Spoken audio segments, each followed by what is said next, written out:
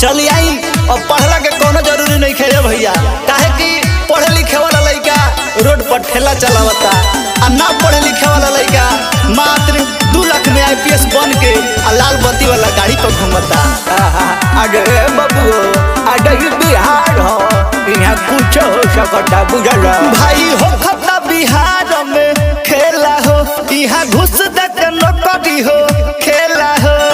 ए भाई हर पढ़ला का जरूरी नहीं खे, भाई हो खता बिहार में खेला हो, यहाँ घुस देते नौकरी हो खेला हो।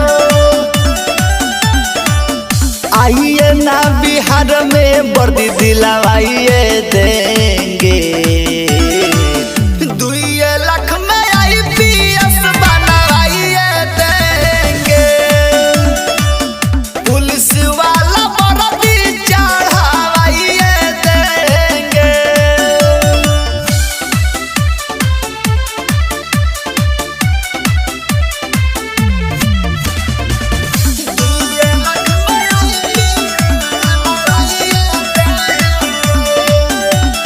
कबो पे पोली का होला होला काम फौजी, घुस लेके लोगावा पहनाई देला परदी।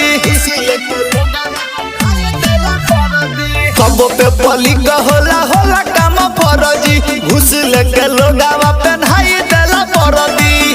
खेल चाहे घूमो पास करवाइए देंगे,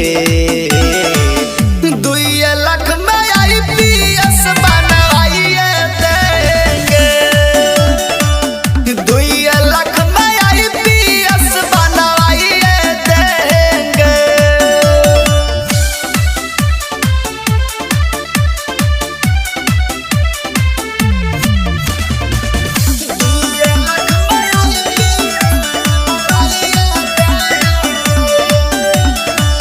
नया रूप से कहे बचाई, कबल पलट पलटू दी हट बताई, अरे मार दो एक बार। फिर आशिक रूप से कहे बचाई, कबल पलट पलटू दी हट बताई, कान्हा पथिरी स्टार चमकाइए